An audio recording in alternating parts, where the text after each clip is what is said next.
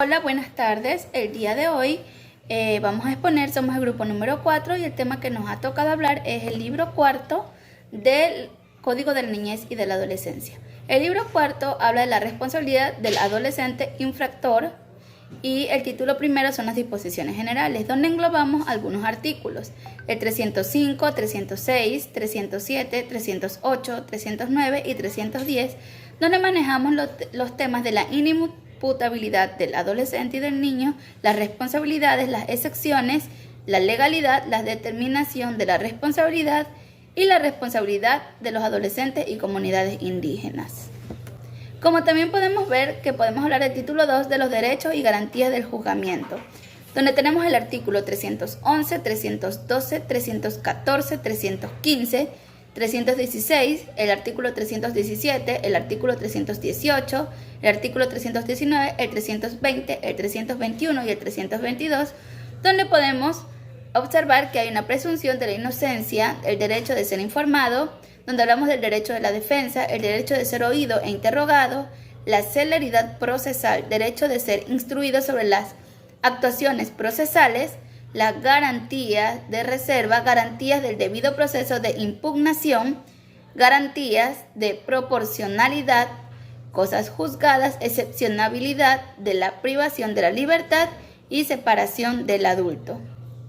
En el título 3, donde hablamos de las medidas cautelares que se toman ante el niño y el adolescente, donde engloba el artículo 23, el artículo 323, 324, 325, 326, 327, 328, 329, 330, 331, 332 y 333, donde englobamos los objetivos, las medidas cautelares del orden personal, las condiciones para la medida cautelar de privación de libertad, los motivos de aprehensión, procedimiento en el caso de aprehensión, detención para investigación, la detención para asegurar la comparecencia, el internamiento preventivo, las medidas cautelares de orden patrimonial y la responsabilidad del registro de la responsabilidad civil.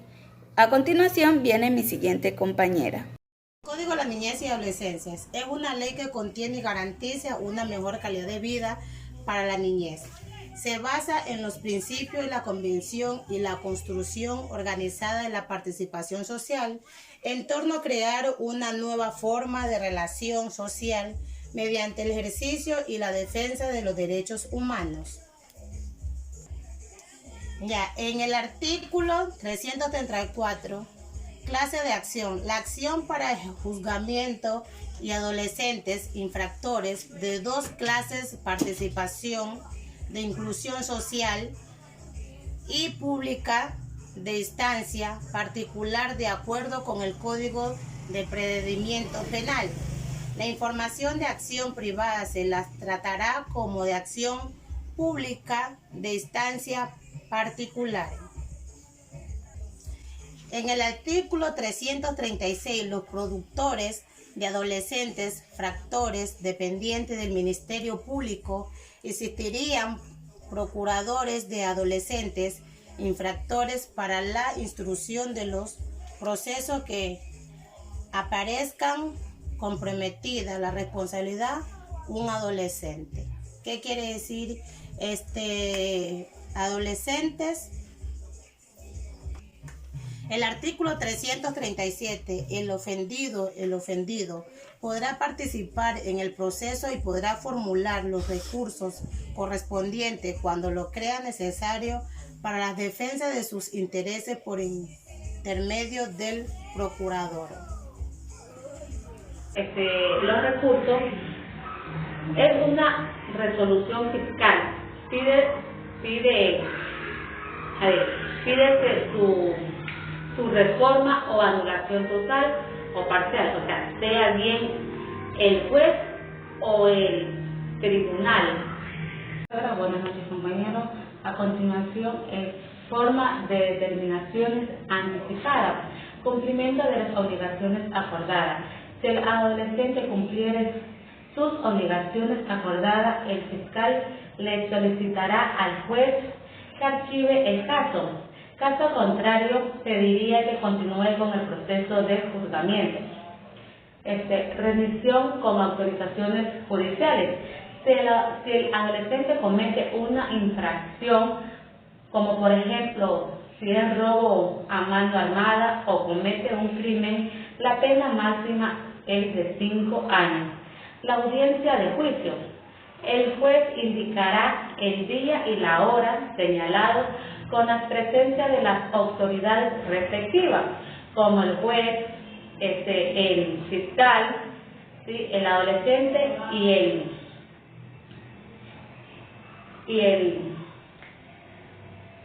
el abogado, puede ser privado o público. Existencia de varios adolescentes sentenciados. O sea, aquí en esta existencia es donde hay muchos adolescentes implicados, cosa que el juez le va a realizar preguntas a cada uno de los implicados para que salga el autor y el cómplice.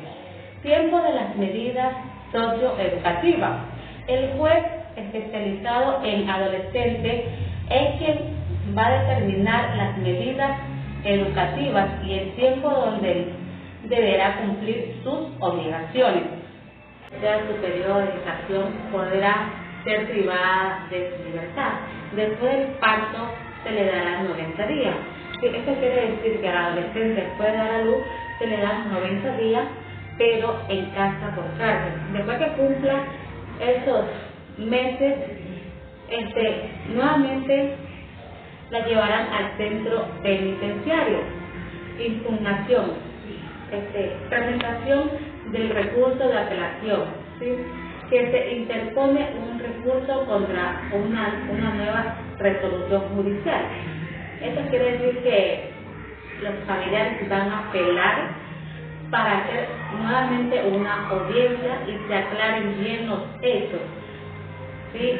La siguiente es transmisión de Corte Superior. Aquí se va a convocar una nueva audiencia para que las partes expongan sus alegatos. ¿Sí? Las partes van a exponer sus alegatos. En el artículo 360 nos habla de la ausencia del adolescente si al momento de instalarse en la audiencia el adolescente se encuentra prófugo. En el artículo 361 nos habla del aislamiento de los testigos. Se trata, durante toda la audiencia, el juzgamiento de los testigos permanecerán en su lugar adecuado, que asegure su aislamiento e imposible la comunicación entre ellos. En el artículo 362, deferimiento y receso. La audiencia de juzgamiento solo podrá diferenciarse una vez y hasta por 3 días. En el artículo 363 nos habla de la resolución. Dentro de los 3 días siguientes a la conclusión de la audiencia de juzgamiento, el juez dictará la resolución que absolute al adolescente o establezca su responsabilidad y aplique las medidas correspondientes. En el artículo 364 nos habla de la presentación del curso de apelación. Esto quiere decir del proceso del recurso de apelación de conformidad con la ley. En el artículo 365 nos habla de la transmisión del Corte Superior. Recibido al exponiente por la Corte Superior, se convocará a una audiencia para la prueba, que propongan sus alegatos. En el artículo 367 nos habla de un juez competente. El juez del adolescente infractor es competente para el juzgamiento de todas las contravenciones cometidas por el adolescente. Bueno, a mí me tocó hablar sobre el artículo 376, esto es sobre las entidades ejecutoras que corresponden a los centros de internamiento y adolescentes infractores legalmente autorizados a ejecutar las medidas socioeducativas, pero es responsabilidad exclusiva del Estado el control policial y ejecución de las medidas. Los centros de internamiento de adolescentes infractores podrán ser administrados por entidades públicas o privadas de conformidad con los requisitos estándares de la calidad y control que establece el Código y el Reglamento Especial que dicte el Ministerio del Bienestar Social. Esto quiere decir que para este cumplimiento de las medidas socioeducativas el Estado podrá suscribirse a convenios con entidades públicas o privadas que garanticen el cumplimiento de los objetivos y condiciones señaladas. Le doy el siguiente paso a mi compañera. Centros de internamiento de adolescentes. En el artículo 383 tiene 3 secciones en la cual se deben cumplir obligatoriamente. Entre ellas tenemos la sección de internamiento provisional, para que se cumplan las medidas establecidas en lo que es en el artículo 328 y 330.